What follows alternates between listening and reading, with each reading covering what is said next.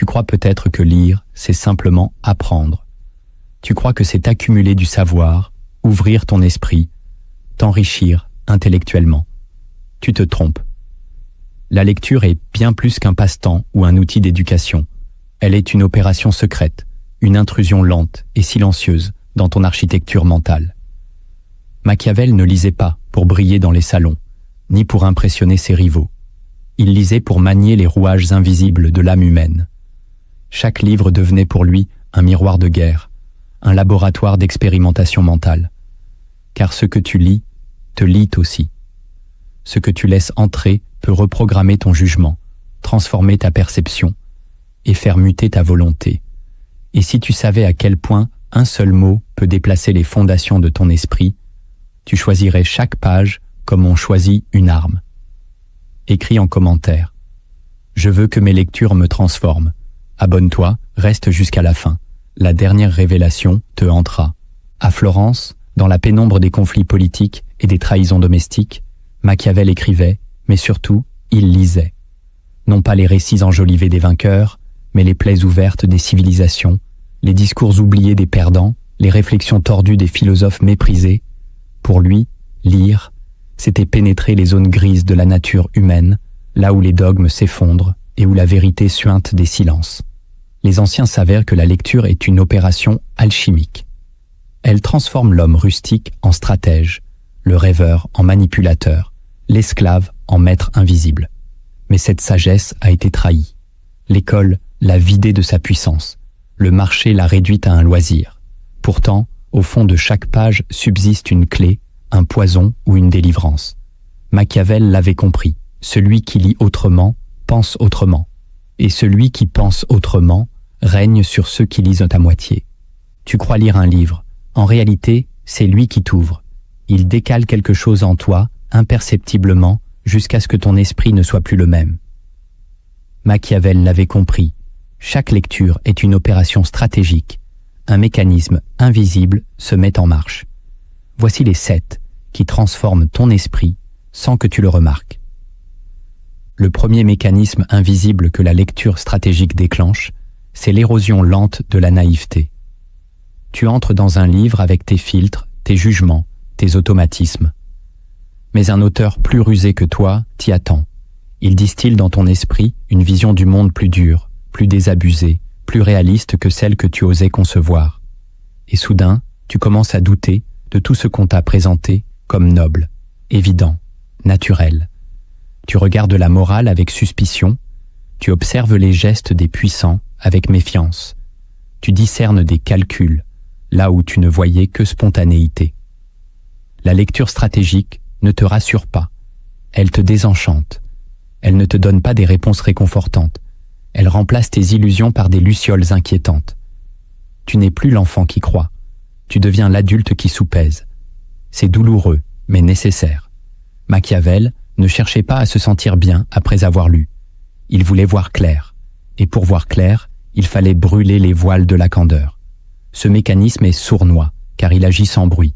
Au fil des chapitres, tu perds ta foi en certaines idées, tu cesses de croire au discours, tu retires ta confiance de là où elle dormait depuis toujours. Ce que la lecture stratégique fait, ce n'est pas t'enseigner quelque chose de nouveau. C'est ôter ce qui t'empêchait de voir. Lire, c'est trahir ce que tu étais. Chaque page griffe ton ancienne naïveté jusqu'à ce qu'elle se désagrège. Et quand elle tombe, tu n'es plus jamais le même. Tu deviens un homme sans mythe, un esprit sans tuteur, un être dangereux. Car désormais, tu ne crois plus à la surface. Tu suspectes tout. Tu lis le réel. Le deuxième mécanisme invisible que la lecture stratégique installe, c'est la fracture volontaire entre soi et la masse. Lire, ce n'est pas se cultiver, c'est s'arracher.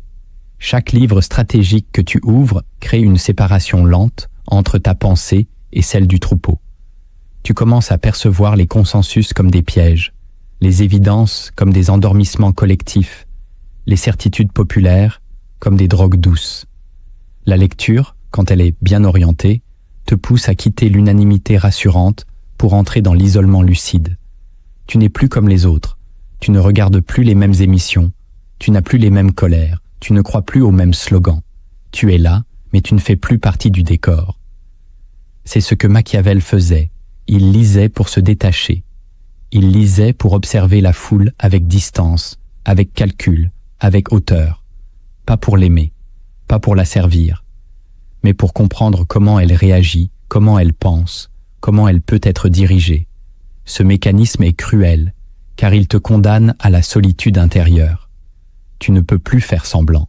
Tu sais trop, tu sens trop, et la conscience que tu développes par la lecture te coupe des autres comme une lame invisible.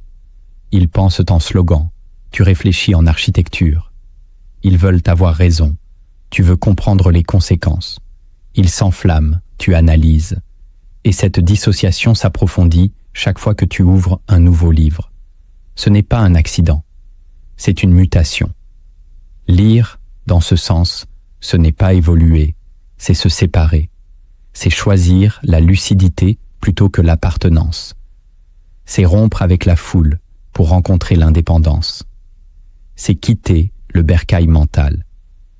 La lecture stratégique ne te rend pas supérieur, elle te rend extérieur. Et dans ce monde, être extérieur, c'est déjà une menace. Le troisième mécanisme invisible que la lecture stratégique alimente, c'est l'aiguisement silencieux de la pensée tactique. Ce que tu lis ne reste pas à la surface de ton cerveau. Cela façonne ta manière d'anticiper, de réagir, d'observer. Un livre stratégique ne t'explique pas quoi faire. Il te forme à penser comme quelqu'un qui voit 3 coups à l'avance. Tu commences à détecter les failles dans un discours, les contradictions dans un comportement, les fragilités dans une posture. Tu ne réagis plus dans l'instant. Tu observes, tu stockes, tu attends. Tu penses en termes de conséquences, de symboles, de territoire. Tu n'agis plus, tu manœuvres. C'est exactement ce que Machiavel voulait provoquer. Une pensée stratégique, et non une pensée morale. Un esprit mobile, adaptable, froid. Un lecteur averti devient un acteur dangereux. Car il ne suit plus les émotions, il trace un chemin à l'intérieur des autres sans qu'ils ne s'en rendent compte. La lecture développe en toi cette capacité étrange à utiliser ce que tu sais contre ceux qui ne savent pas. Tu ne le fais pas toujours, mais tu pourrais. Et cette simple possibilité te rend redoutable. La tactique est lente, silencieuse, invisible. Elle s'exerce dans les regards, les silences, les absences, et elle naît dans les pages. Un auteur rusé t'enseigne sans que tu t'en rendes compte à penser comme un joueur d'échecs dans un monde de pions. Tu n'argumentes plus, tu observes la carte. Tu ne réponds plus, tu poses des pièges. Tu n'insistes plus, tu retires ton énergie pour mieux frapper ailleurs. Lire, dans cette optique, c'est s'armer. C'est développer une lucidité tranchante, froide, impassible. La lecture stratégique ne te réconforte pas. Elle t'entraîne. Elle aiguise tes angles morts. Et un jour, sans t'en rendre compte, tu penseras comme un stratège, et plus jamais comme une victime. Le quatrième mécanisme invisible que la lecture stratégique déclenche, c'est la construction d'un langage parallèle. Ce que tu lis reprogramme ton vocabulaire intérieur. Tu ne penses plus avec les mots des autres. Tu commences à forger un lexique mental qui t'est propre, précis, acéré. Et avec ce lexique naît une autre manière de voir. Les gens autour de toi diront « il est distant, il est froid, il est dans sa tête ». En réalité, tu es ailleurs. Tu habites une autre langue. Tu as troqué les slogans contre des distinctions, les jugements contre des nuances, les convictions contre des hypothèses. C'est ce que Machiavel pratiquait. Chaque mot avait pour lui une densité stratégique. Pouvoir, vertu, fortune, nécessité, ces mots n'étaient pas poétiques, ils étaient opérationnels. Et plus tu lis comme lui, plus tu crées en toi une langue que les autres ne comprennent pas. Tu parles avec des silences. Tu pèses chaque terme. Tu entends dans les discours des autres ce qu'ils ne disent pas. Ce langage intérieur devient une armure. Tu n'es plus manipulable par les émotions superficielles. Tu résistes aux pièges rhétoriques, aux flatteries, aux accusations. Tu nommes ce que les autres ne savent même pas identifier, et cela te donne un ascendant. Car dans le monde réel, ceux qui nomment les choses les contrôlent. Ceux qui voient juste, en mots clairs, possèdent un pouvoir que les autres ignorent. Lire transforme ton langage, et ton langage transforme ton monde intérieur. Tu passes du discours à la structure, de la réaction à la définition, de la confusion à la précision. Et cette précision te sépare encore un peu plus. Tu n'es plus dans la foule. Tu penses dans une langue qu'ils n'ont jamais lue, et tu deviens quelqu'un que la masse ne peut plus ramener à ses récits. Le cinquième mécanisme invisible que la lecture stratégique injecte en toi, c'est l'apparition d'un double intérieur. Tu lis, mais ce n'est plus seulement toi qui lis. Une autre voix émerge. Elle commente. Elle soupèse. Elle remet en question ce que tu penses, même quand tu n'as rien dit. Ce double, né de tes lectures les plus puissantes, devient un témoin silencieux de tes pensées. Il t'observe quand tu parles trop vite, il te retient quand tu t'apprêtes à céder à l'impulsion. Il devient ton contrepoids. C'est un esprit forgé par la confrontation avec les esprits plus grands que toi. Tu as lu Marc Aurèle, Machiavel, Nietzsche, Pascal. Ils vivent désormais en toi, sous forme de voix critique, de présence mentale. Ce double intérieur n'est pas doux. Il ne te caresse pas dans le sens du confort. Il te confronte. Il exige de toi cohérence, rigueur, finesse. Et cette voix te suit partout. Tu ne peux plus penser médiocrement sans sentir son regard. Tu ne peux plus céder à l'absurde sans entendre son murmure. Ce que la lecture t'apporte, ce n'est pas une bibliothèque, c'est une conscience augmentée. Un observateur interne, un allié silencieux mais redoutable. Et dans un monde de réactions primaires, posséder un tel double, c'est s'armer. Machiavel ne pensait jamais seul. Il avait en lui la voix des siècles. C'est ce que tu deviens, un homme habité par des siècles d'esprit. Un lecteur stratégique n'est jamais seul. Il est surveillé par lui-même. Le sixième mécanisme invisible que la lecture stratégique imprime en toi, c'est l'inversion de ta hiérarchie intérieure.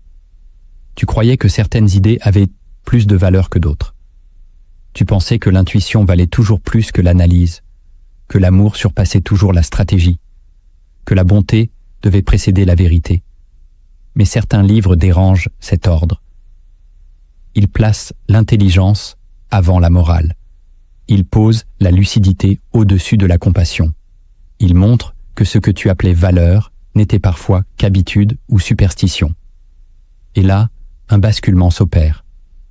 Ton esprit commence à réorganiser ses priorités. Tu cesses de placer l'émotion en premier. Tu refuses de croire que le bien triomphe toujours. Tu réalises que ce que tu croyais noble t'a parfois affaibli. Et tu replaces la vérité à sa juste place, au sommet. Ce n'est pas confortable, c'est même violent, car ce réordonnancement mental te met en conflit avec tout ce que tu as appris. Tu ne peux plus penser comme avant, tu ne veux plus. Tu as vu que certaines de tes valeurs étaient des prisons dorées, et tu refuses d'y retourner. Ce mécanisme est dangereux, il crée en toi un esprit libre. Non pas un rebelle immature, mais un esprit qui n'accepte plus les hiérarchies imposées. Tu définis tes propres priorités. Tu n'es plus fidèle à un dogme. Tu es fidèle à la cohérence. Et cette cohérence te rend capable de trancher, d'avancer, de dire non. La lecture stratégique a ce pouvoir secret. Elle démonte l'architecture que d'autres ont construite en toi. Et elle t'oblige à la rebâtir, à main nue, avec des matériaux plus solides, plus froids, plus vrais. Machiavel ne croyait pas en la bonté innée. Il croyait en l'ordre lucide des choses. Et toi, si tu lis comme lui, tu découvriras que la vérité ne vient pas avec un sourire. Elle vient avec un scalpel. Le septième mécanisme invisible que la lecture stratégique enclenche, c'est la création d'un avenir qui n'existait pas. Chaque livre que tu lis réécrit les possibles dans ton esprit. Tu ne le vois pas tout de suite, mais des semaines plus tard, une idée née dans un paragraphe te pousse à prendre une décision, à dire non, à changer de trajectoire. Et là, un autre futur se déclenche. Lire, ce n'est pas seulement explorer le passé. C'est reprogrammer ton avenir. C'est ajouter des chemins que tu ne voyais pas. C'est introduire dans ta conscience des variables que tu n'aurais jamais inventées seul. Machiavel lisait les tragédies antiques, non pour se divertir, mais pour anticiper les chutes modernes. Il lisait l'histoire pour créer du pouvoir. Il lisait les ruines pour bâtir sa stratégie. Et toi, chaque fois que tu lis avec intensité, tu fais émerger en toi une nouvelle carte mentale. Une façon de comprendre le monde, mais aussi de le manipuler, de l'influencer, de le redessiner. Ce mécanisme est souvent invisible, car il agit dans les angles morts de tes décisions. Ce n'est pas une lecture qui change ta vie. C'est un mot, un concept, une image, qui germe lentement et qui un jour fait effondrer une porte que tu n'avais jamais osé pousser. C'est là que la lecture devient dangereuse. Elle installe en toi des futurs dormants. Et quand ils s'éveillent, ils exigent de toi un changement. Tu ne peux plus faire marche arrière. Tu sais, tu ne peux plus faire semblant. Tu as vu. Tu ne peux plus te contenter d'un destin écrit par d'autres. Tu veux écrire le tien. Mais tu as conscience, à présent, que chaque livre lu est une graine de rupture. Et tu les choisis avec plus d'attention. Tu lis pour devenir, pas pour fuir. Tu lis pour transformer, pas pour t'évader. Tu lis comme on sculpte un destin. Tu voulais savoir, tu voulais comprendre. Tu pensais que lire t'éclairerait sans te brûler. Mais plus tu avances, plus tu découvres que la lucidité a un prix. Chaque révélation déchire un mensonge ancien. Chaque page te pousse vers une solitude nouvelle. Voici les 7 secrets sombres que seuls les lecteurs lucides finissent par porter. Le premier secret sombre que le lecteur lucide découvre, c'est que plus tu comprends les autres, moins tu peux les aimer comme avant. La lecture stratégique ne te rend pas plus compatissant. Elle t'ouvre les yeux sur les motivations cachées, les contradictions humaines, les failles morales que chacun dissimule sous un vernis de vertu. Et plus tu lis, plus tu discernes. Derrière le sourire, tu vois le calcul. Derrière l'enthousiasme, tu entends l'orgueil. Derrière l'humilité, tu sens la soif de reconnaissance. Tu ne peux plus idéaliser les gens. Tu les regardes avec un œil d'anatomiste. Tu comprends leurs blessures, mais tu ne tombes plus dans leurs pièges. Tu ressens leurs faiblesses, mais tu n'es plus aveuglé par leurs masques. Ce n'est pas que tu deviens froid, c'est que tu cesses d'être dupe. Et cette lucidité t'isole, car l'amour naïf est une colle sociale. Il unit. Mais le regard lucide, lui, sépare. Tu ne juges pas, mais tu vois. Tu ne condamnes pas, mais tu refuses de te lier sans vigilance. Et cette distance nouvelle, que la lecture a creusée, te rend plus difficile à atteindre. On dira que tu t'éloignes, que tu es devenu méfiant. Mais ce n'est pas de la méfiance, c'est de la clarté. Tu sais trop pour croire encore aux récits simples. Machiavel l'avait vu. La connaissance des ressorts humains te rend plus juste, mais moins affectueux, plus stratégique, mais moins fusionnel. Lire, c'est perdre certaines douceurs, et ce deuil est silencieux. Tu ne peux plus revenir en arrière, tu sais, et ce savoir abîme certaines formes d'amour. Tu peux encore aimer, mais tu n'aimes plus avec les yeux fermés. Le deuxième secret sombre que le lecteur lucide porte en lui, c'est que la vérité, même découverte, ne te sauve pas. Tu peux lire tous les livres du monde, déchiffrer les rouages du pouvoir, percer les illusions de ton époque, comprendre les dynamiques de ton esprit, et pourtant rester seul avec ta conscience. Car la vérité ne change pas la société. Elle ne guérit pas automatiquement ta vie. Elle te donne juste une position plus élevée depuis laquelle tu vois mieux la chute. Tu pensais que lire te délivrerait, mais parfois, cela ne fait qu'approfondir ta douleur. Tu vois l'injustice, mais tu n'as pas toujours les moyens d'y répondre. Tu comprends les manipulations, mais tu n'as pas toujours la force de t'en extraire. Tu sais pourquoi tu souffres, mais ce savoir ne suffit pas à guérir. Tu es éveillé, mais toujours prisonnier. Voilà ce que la lecture lucide révèle, que le savoir seul ne suffit pas. Il faut une transformation intérieure, un choix radical, une discipline qui dépasse l'intellect. Or, beaucoup s'arrêtent à la compréhension. Ils accumulent des vérités comme on collectionne des armes, mais ils ne se battent jamais. Ils deviennent spectateurs éclairés d'un monde qui continue de les broyer. Machiavel, lui, savait que la lucidité est une arme, mais qu'il faut encore oser l'utiliser. Il ne suffisait pas de comprendre les dynamiques du pouvoir. Il fallait les incarner, les maîtriser, les infléchir. Lire, c'est bien. Agir, c'est autre chose. Et ce fossé, tu le sens en toi. Tu es plein de vérités non vécues, d'intuitions que tu n'as pas traduites en actes. Ce décalage crée une tension douloureuse. Voilà le secret. La connaissance ne suffit pas à te libérer. Elle ne fait que te mettre au pied du mur. La lecture t'expose, mais ne t'élève pas si tu ne marches pas. Et ce poids du non-alignement, tu es seul à le porter. Le troisième secret sombre que le lecteur lucide découvre, c'est que chaque livre que tu lis éteint un peu plus ta capacité à être heureux comme les autres. Il y a dans l'ignorance une forme de joie primitive, une capacité à s'enthousiasmer pour des choses simples, à croire au récit collectif, à se laisser porter par le courant sans trop de questions. Mais toi, tu ne peux plus. Chaque lecture t'a retiré une couche d'innocence. Tu ne consommes plus de contenu sans y voir les biais. Tu ne t'attaches plus à des idées sans vouloir connaître leur origine. Tu ne célèbres plus une victoire sans interroger ce qu'elle coûte. Ce n'est pas que tu refuses le bonheur, c'est qu'il t'échappe. Il fuit ta lucidité. Car ton esprit lit le réel comme un texte codé, et même dans les moments de joie, tu perçois la tragédie en fond. Tu sens la fragilité, la finitude, l'illusion. Tu ne peux plus t'illusionner comme les autres, et cela te rend à la fois plus conscient et plus distant. Machiavel lui-même oscillait entre la jouissance du pouvoir et la mélancolie de la lucidité. Car comprendre l'humain, c'est aussi perdre l'émerveillement. Tu vois trop pour être ébloui. Tu sais trop pour t'abandonner. Et cette perte d'innocence, bien que précieuse, a un coût. Elle te prive de certains bonheurs. Tu ris encore, mais avec retenue. Tu aimes encore, mais avec prudence. Tu vis encore, mais avec un fond de gravité que tu ne peux plus effacer. La lecture t'a offert la vérité, mais elle t'a volé l'insouciance. Et ce troc est irréversible. Tu as quitté le jardin de l'ignorance. Tu vis désormais avec l'épée de la lucidité, et elle te protège autant qu'elle te blesse. Le quatrième secret sombre que le lecteur lucide finit par accepter, c'est que les livres ne te rendent pas meilleur, ils te rendent plus dangereux. Tu croyais que la culture était une élévation morale, une preuve de sagesse, une route vers la paix intérieure.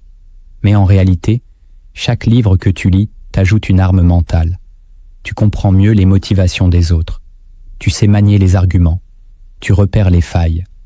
Et si tu n'as pas de garde-fou intérieur, tu peux devenir un manipulateur subtil, un calculateur froid, un stratège sans éthique. La lecture n'enseigne pas la bonté. Elle t'offre des outils. Ce que tu en fais dépend de ton intégrité. Et c'est là que le danger naît. Car certains lecteurs deviennent plus rusés, mais pas plus justes, plus intelligents, mais pas plus profonds. Ils utilisent ce qu'ils ont lu pour dominer, pour écraser, pour séduire. Tu n'es pas à l'abri de cela. En toi aussi, l'ombre rôde. Tu peux te servir de ta lucidité pour éclairer ou pour soumettre. Tu peux l'utiliser pour guérir ou pour conquérir. Et cette ambivalence est terrifiante. Car plus tu sais, plus ton pouvoir potentiel augmente. Et avec lui, la tentation d'en abuser. Machiavel ne fuyait pas ce constat. Il l'embrassait. Il savait que le pouvoir corrompt, surtout quand il est silencieux. Lire, c'est accumuler un pouvoir qui ne se voit pas. Et ce pouvoir, mal dirigé, devient toxique. Tu dois donc, chaque jour, choisir ce que tu fais de ton intelligence. Tu dois te surveiller. Tu dois résister à la facilité du cynisme. Car le vrai combat du lecteur lucide n'est pas contre les autres, c'est contre lui-même. Le cinquième secret sombre que le lecteur lucide découvre, c'est qu'il n'y a pas de retour possible. Une fois que tu as lu certains livres, une fois que tu as compris certaines choses, une fois que tu as vu à quel point le monde fonctionne selon des forces brutes, tu ne peux plus redevenir celui que tu étais. Tu ne peux plus rire aux mêmes blagues. Tu ne peux plus croire aux mêmes promesses. Tu ne peux plus t'indigner des mêmes injustices avec la même fraîcheur. Tu as franchi une ligne. Tu es devenu un autre. Et cette transformation est irréversible. Tu vis dans un autre plan de perception. Tu sens des tensions là où les autres voient des coïncidences. Tu entends des aveux là où les autres entendent des banalités. Tu vois des failles là où les autres voient des formes. Ce décalage devient ta nouvelle réalité. Et il n'y a pas de marche arrière. Tu peux faire semblant, tu peux jouer le jeu. Mais au fond, tu sais. Et ce savoir est un exil. Tu es étranger chez toi. Tu es seul au milieu des autres. Machiavel vivait cet exil mental. Il comprenait les puissants, les masses, les retournements. Mais il n'appartenait à aucun camp. Il était à la fois dedans et dehors. C'est ce que la lecture lucide fait de toi. Un témoin silencieux, un exilé intérieur, un esprit éveillé dans un monde qui dort. Tu ne peux plus dormir. Tu ne peux plus ignorer. Tu es condamné à voir. et cela fait de toi un être à part, pas forcément supérieur, mais définitivement seul. Le 6e secret sombre que le lecteur lucide découvre, c'est que comprendre l'humain ne t'en protège pas. Tu peux lire tous les traités sur la manipulation, tous les écrits sur la psychologie des foules, tous les récits sur les trahisons historiques. Cela ne t'immunise pas contre la blessure, car voir venir la douleur ne t'empêche pas de la sentir. Tu peux deviner les intentions d'une personne, anticiper ses dérives, pressentir sa duplicité, et pourtant rester vulnérable à son impact. La connaissance ne rend pas invulnérable, elle rend lucide. Et parfois, cette lucidité est encore plus douloureuse, car tu souffres en sachant pourquoi tu souffres. Tu es trompé, mais tu sais à quel moment tu as laissé la faille s'ouvrir. Tu es utilisé, mais tu vois les mécanismes dans lesquels tu t'es laissé prendre. Tu es rejeté, mais tu comprends les peurs, les projections, les tensions chez l'autre. Et ce savoir ne calme rien.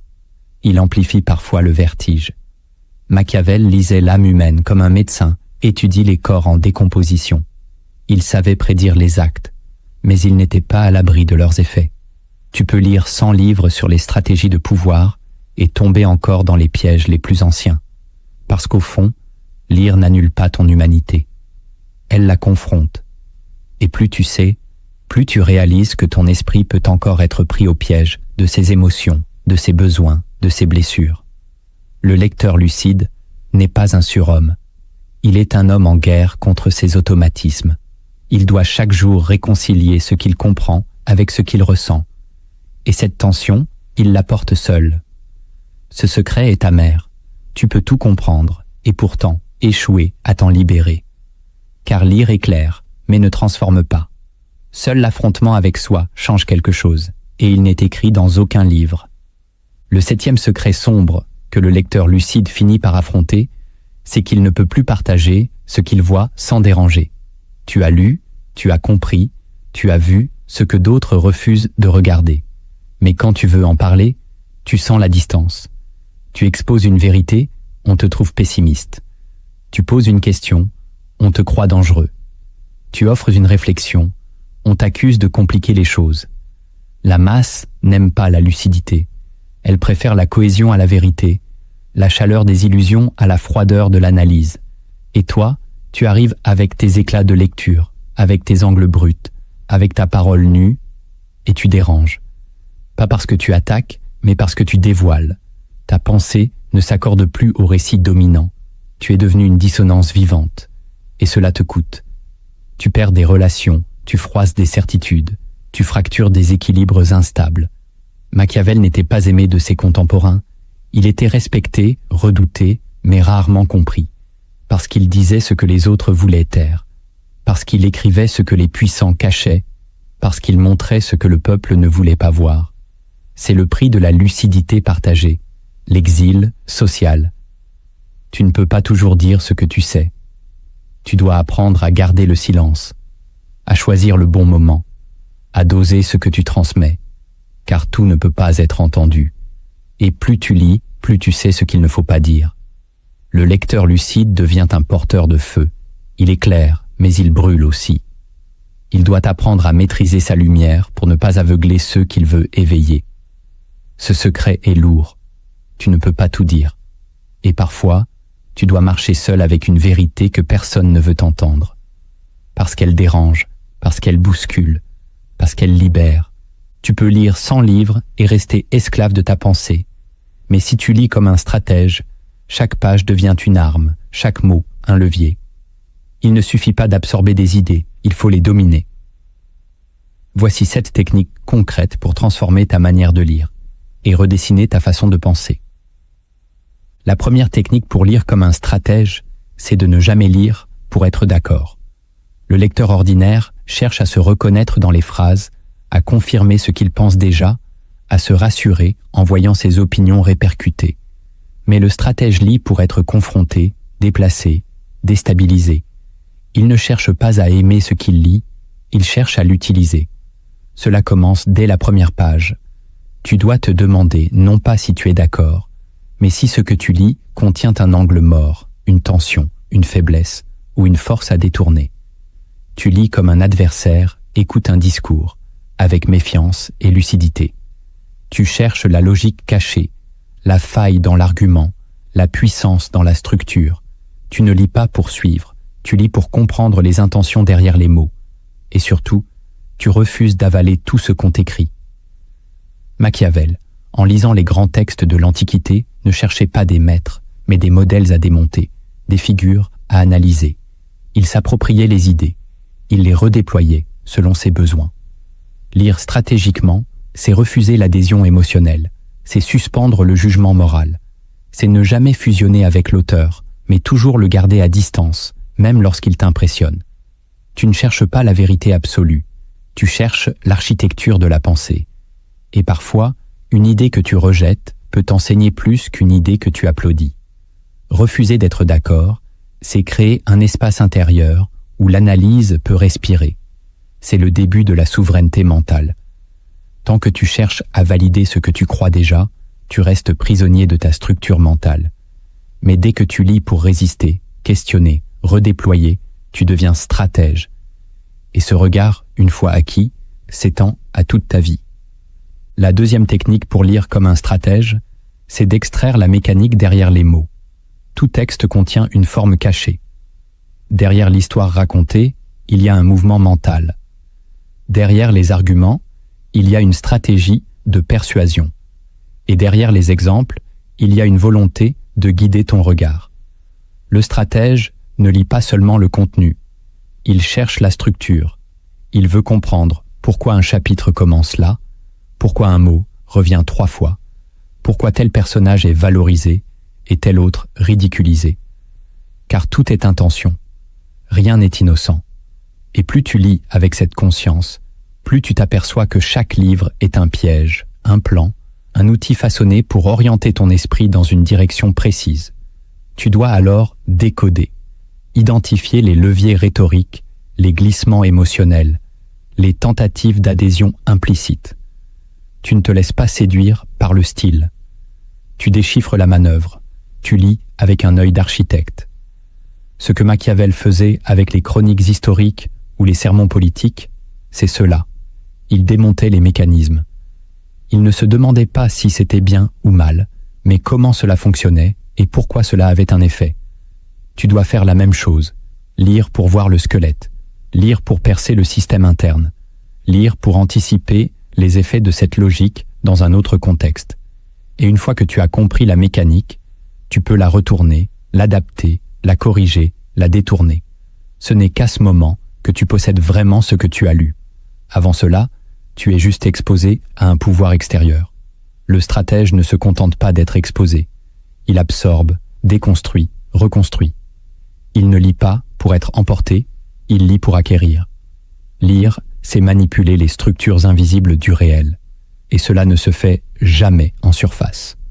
La troisième technique pour lire comme un stratège, c'est de relier chaque idée à une tension réelle que tu vis. Un stratège ne lit pas pour accumuler des citations brillantes ou des théories élégantes. Il lit pour résoudre.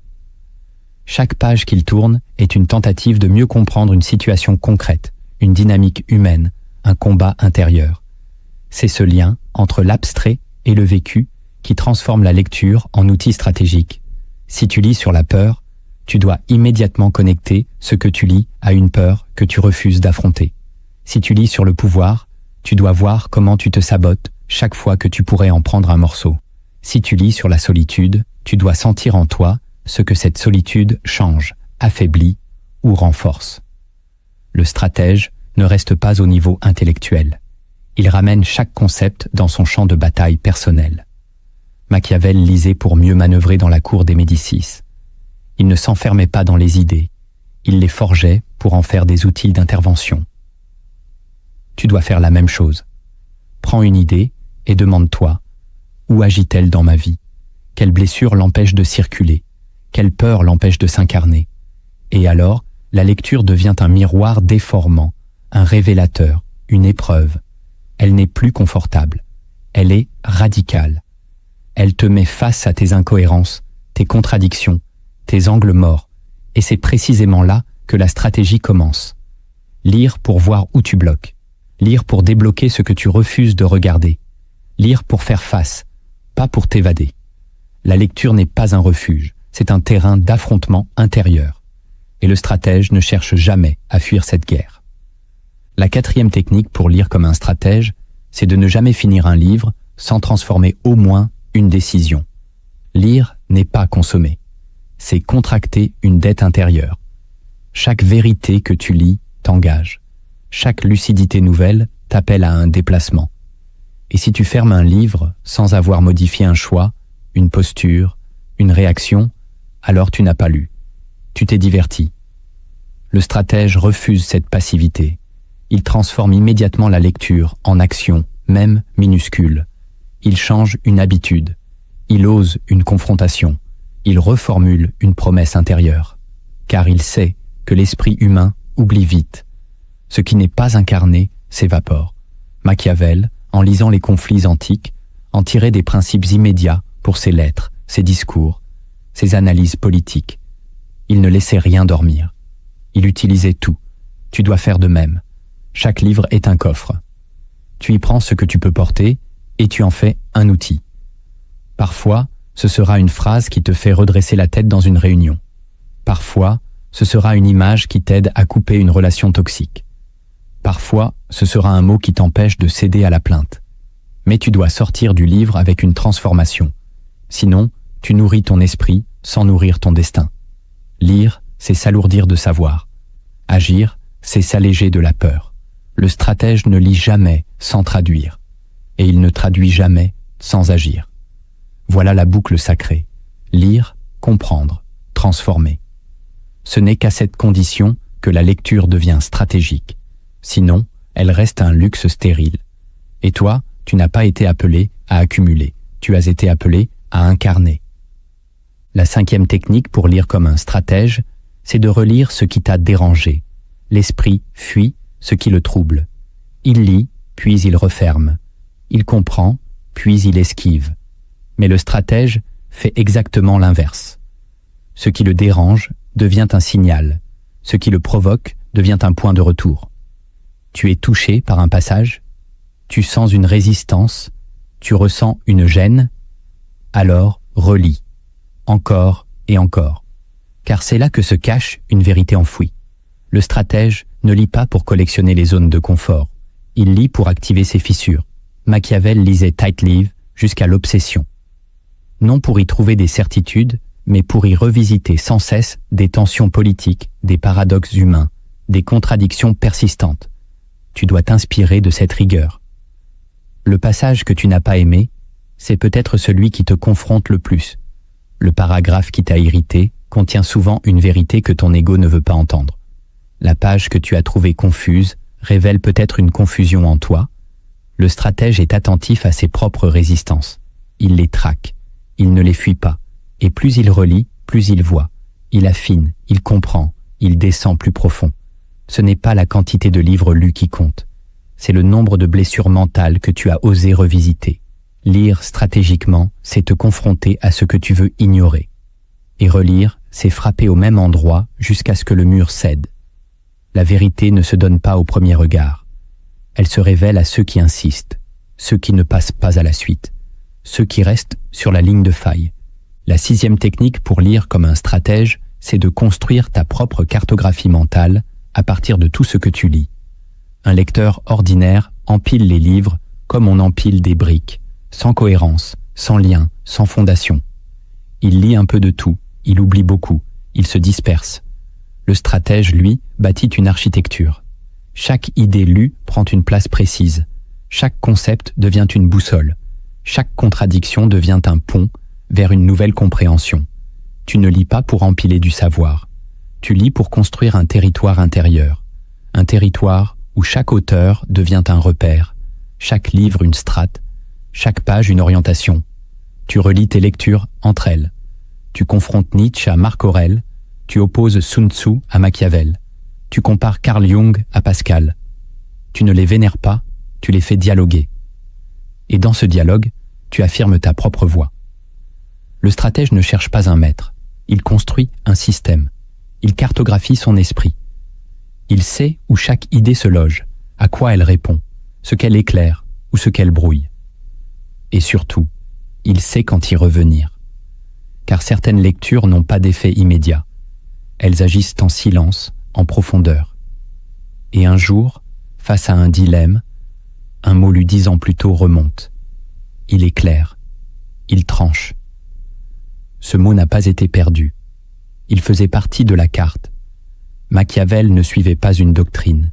Il utilisait des points d'appui dispersés, mais reliés. C'est ce que tu dois faire. Lire pour cartographier. Lire pour positionner. Lire pour ne jamais te perdre dans la pensée des autres. Car si tu n'as pas ta propre carte mentale, tu seras toujours manipulable par celle de quelqu'un d'autre. Et tu ne pourras jamais régner sur ton territoire intérieur. La 7e technique pour lire comme un stratège, c'est de ne jamais lire seul dans ta tête. Ce que tu lis doit être parlé, écrit, transmis, débattu, médité à voix haute. Sinon, l'idée meurt. Le stratège ne lit pas pour s'isoler dans un savoir silencieux. Il lit pour déployer sa pensée dans l'espace. Cela ne signifie pas qu'il doit tout partager publiquement.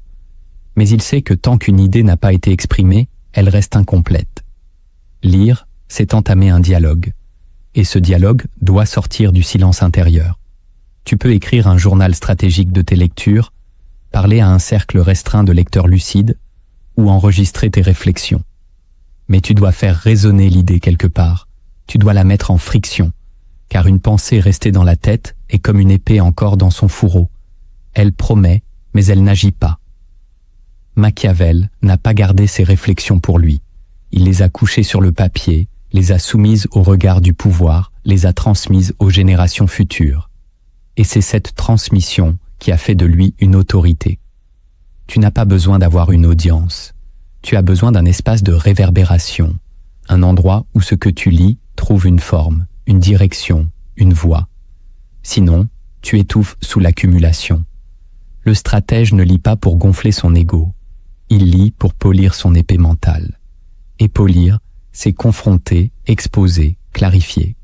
Ce n'est pas la vérité que tu transmets, c'est ta capacité à penser clairement dans le tumulte. Lire à voix haute, écrire une page par jour sur ce que tu retiens. Créer un rituel de récapitulation hebdomadaire. Tout cela te transforme plus que le livre lui-même, car c'est dans l'expression que le sens s'ancre. Un lecteur lucide qui ne transmet pas devient amer. Un stratège silencieux finit par s'éteindre. Alors parle, écris, transmets. Tu pensais que lire était un luxe, un moyen de t'enrichir, un passe-temps noble et inoffensif.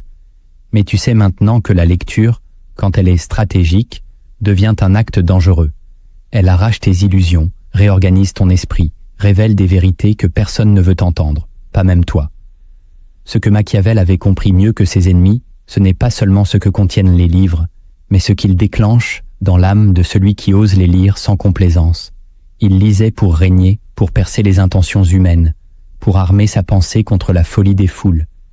Il lisait pour survivre aux mensonges, pour naviguer dans les couloirs du pouvoir, pour rester lucide au milieu de la trahison.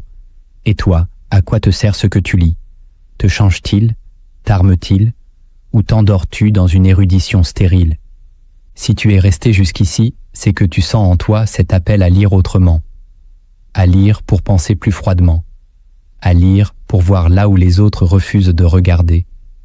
Mais avec cette lucidité vient un choix. Que feras-tu maintenant? Vas-tu continuer à lire sans agir, à comprendre sans affronter? Ou vas-tu incarner ce que tu sais? Tu n'as pas besoin de lire 1000 livres, tu as besoin de maîtriser 10 idées qui transforment ta vie. Et tu n'as pas besoin de connaître tous les penseurs. Tu as besoin de penser profondément, stratégiquement, dangereusement. C'est ainsi que la lecture cesse d'être une distraction et devient un pouvoir. Ce pouvoir te condamne à la solitude, mais te donne une force que la foule n'aura jamais. Tu vois plus loin, tu agis avec poids. Tu t'éloignes des hurlements pour entrer dans le silence des bâtisseurs. Tu deviens un esprit que l'on ne comprend pas toujours, mais que l'on respecte à distance.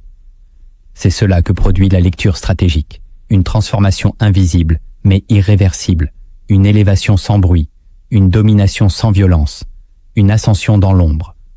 Si tu choisis cette voie, alors continue. Relis, écris, confronte, ralentis, forge-toi. Et surtout, n'oublie pas, celui qui lit pour dominer son esprit finit toujours par dominer ses circonstances. Même en silence, même seul, même dans l'ombre, M dans.